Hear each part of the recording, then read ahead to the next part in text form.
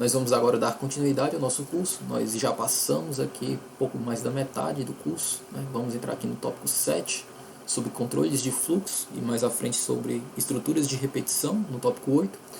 E em especial esses dois tópicos vão tornar as nossas aplicações dinâmicas, né? Até agora as nossas aplicações elas estavam de forma estática, salvo alguns poucos exemplos. Então, a partir de agora, nós vamos poder controlar o fluxo dessa aplicação. O que quer dizer controlar o fluxo? Significa que se dada a condição for verdadeira, ele pode mudar o seu caminho de execução. Ou se dada a condição for falsa também. Depende do que a gente quer que ele seja exibido. Enquanto que as estruturas de repetição, ela faz com que uma mesma condição seja repetida várias vezes até que um critério de parada seja atingido, certo? Vou passar aqui à frente no nosso cronograma. Então, nessa parte de controles de fluxo, a gente vai trabalhar com 3 estruturas que funcionam dentro do VBA. E lembrando que o VBA é uma linguagem que tenta conversar com o computador. Então, quando a gente vê esses exemplos, a gente vai conseguir perceber o que é que eles querem dizer com controles de fluxo, né? Eu estou basicamente conversando com o computador que, se dada a condição for verdadeira, eu quero que faça isso. Se essa outra condição for verdadeira, eu quero que faça isso, né? Então a gente vai ter as estruturas if, then, else, certo? Select case e if com select case, né? Uma mistura entre as duas anteriores. Então, mais uma vez, nós vamos para a nossa planilha Excel e eu vou tocar na mesma tecla. Sempre lembrar de habilitar a aba desenvolvedor, certo? Porque senão as aplicações não vão poder serem utilizadas. E sempre lembrar de salvar no formato de VBA do Excel, porque senão também não vai ser possível utilizar. Caso você venha mexer nas configurações de segurança, é necessário que você modifique, né, o nome do seu arquivo para que as configurações sejam salvas efetivamente, certo? Não custa nada a gente relembrar, né, esses conceitos. Então, beleza. Vamos tratar sobre esses tipos de estruturas. Mas, e aí? Como é que eu faço para o computador ele entender que eu quero modificar, né, um determinado fluxo? De uma maneira bem simplista, eu vou dizer para ele: se esse critério for atendido, faça isso. Se não, faça aquilo.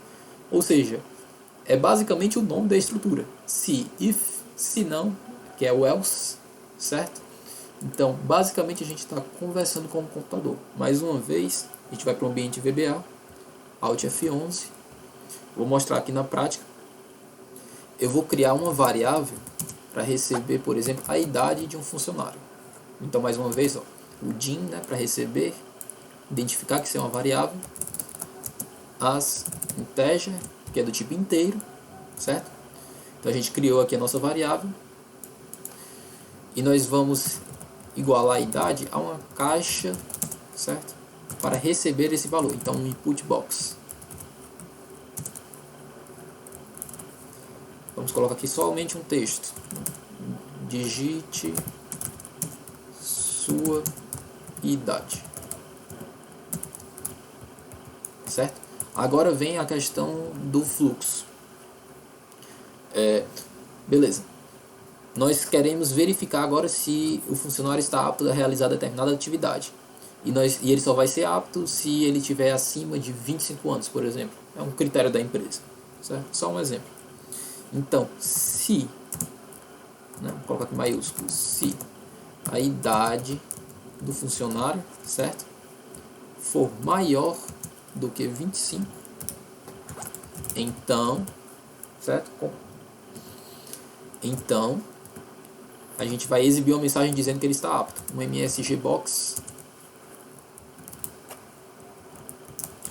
Você está apto a exercer a atividade. Certo? Percebam que eu coloquei esse espaço aqui, né? Dei um tab.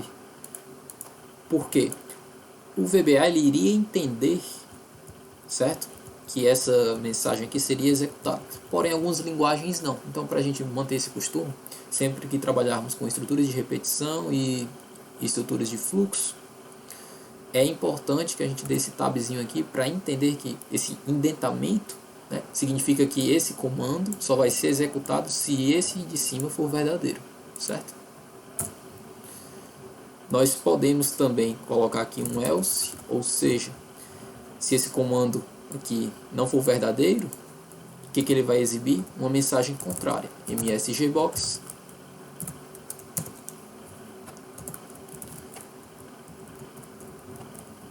você não está apto, certo?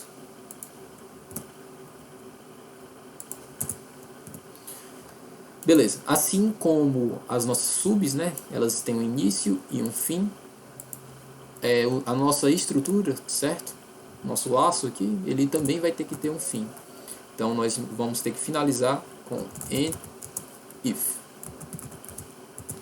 Ele mudou aqui a cor, então quando ele fica azulzinho significa que está tudo ok, senão ele poderia ter acusado um erro. Vamos tentar executar, ver se está tudo ok, se não vai exibir nenhum erro. Certo, ele está pedindo a minha idade. Vamos digitar um valor aqui, 27. Ok? Você está apto a exercer a atividade. Isso até agora não comprova nada. Vamos tentar a outra opção. Vou digitar aqui 17 anos. Ok? Você não está apto. Percebam que a gente alterou o fluxo, né, da nossa resposta de acordo com o que foi digitado. Então, é basicamente para isso que esses tipos de estruturas servem. Elas podem ser complicadas se, né, não for trabalhado de uma maneira adequada, se a gente fizer assim, de uma maneira que fique difícil a leitura. Mas, basicamente, é uma estrutura em inglês, como se estivéssemos escrevendo uma carta, por exemplo, uma mensagem de texto. Nós podemos agora fazer o inverso dessa estrutura. Como assim?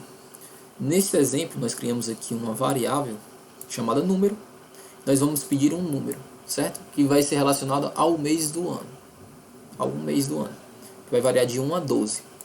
Então, nós temos um limite aqui, certo? De 1 a 12.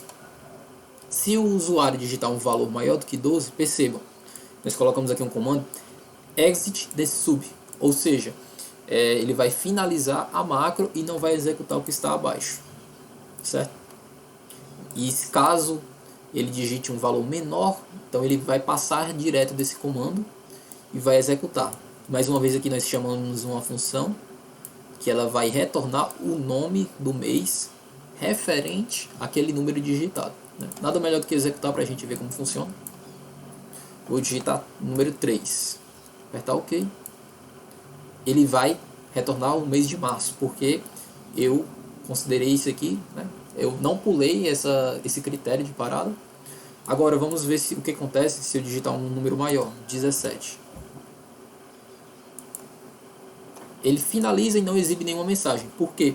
Porque o fluxo foi interrompido aqui, nessa condição if, certo? Ele não pulou para a próxima linha.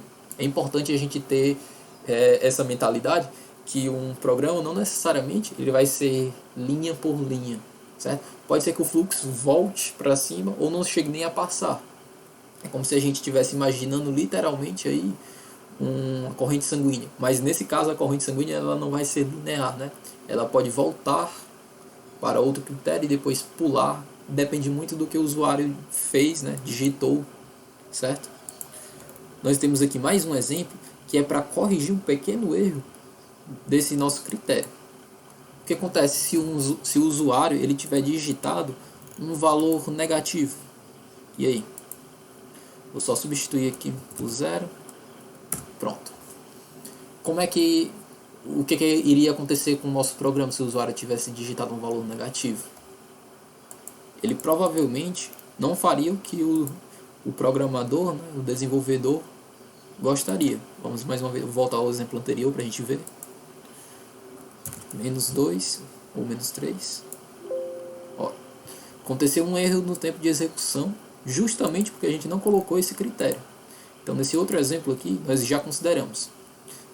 Mais uma vez, nós recebemos o valor do mês e perguntamos se o número é maior do que 12 ou o número é menor do que 0. Então, agora sim, a gente vai exibir uma mensagem, né?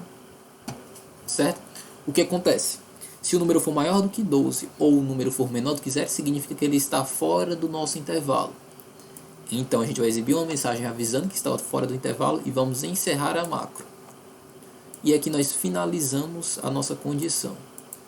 Caso ele esteja dentro dos critérios, certo? Entre 0 e 12, ele vai pular esse if e vai exibir a mensagem. msgbox, month name, número. Uma coisa que é interessante aqui é esse comando OR, certo?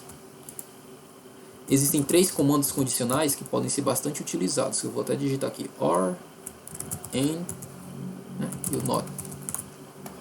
O OR, né, significa ou. O AND e, né, e o NOT não. Certo? Esses 3 comandos eles são bastante utilizados em estruturas de repetição e em estruturas de fluxo, certo? Porque eles nos permitem, certo, colocar mais de uma condição no nosso programa. O ou vai funcionar se uma coisa for verdadeira ou pelo menos a outra, certo? Basta com que uma das duas sejam verdadeiras, certo? O i, né, o and, para que ele execute corretamente, as duas condições têm que ser verdadeiras, tanto a primeira quanto a segunda. E o não é uma negação, né? Então, se aquela condição não for verdadeira, ele não vai executar. Vou mostrar aqui a diferença entre os dois, como o nosso programa iria interpretar, né, de uma forma errada. Aqui a gente está dizendo que se o número for maior do que 12 ou menor do que 0, ele execute. Né? Ele vai exibir que está fora do intervalo. Vou executar. Vou colocar 90. Fora do intervalo, parou a execução. Certo? Se eu tivesse escrito aqui end, certo? Vou executar. 90. Aconteceu um erro no tempo de execução. Por quê? O que eu estou dizendo aqui nessa linha? Se o número for maior do que 12 e menor do que 0. Como é que o número vai ser maior do que 12 e menor do que 0 ao mesmo tempo? Certo? Então, o computador ele não conseguiu averiguar essa condição. Né? Aqui a gente tem um erro de lógica. Então, é importante que quando nós formos colocar mais de uma condição, né, a gente sempre averiguar se faz sentido. Certo? Então, aqui nós aprendemos a utilizar esses tipos de estrutura inicialmente, né? E como adicionar mais de uma condição a elas. Sempre lembrar que ao final da estrutura, elas devem ser finalizadas assim como uma macro, certo? End if e end sub. Então nós terminamos a nossa aula aqui inicial sobre os tipos de estruturas condicionais.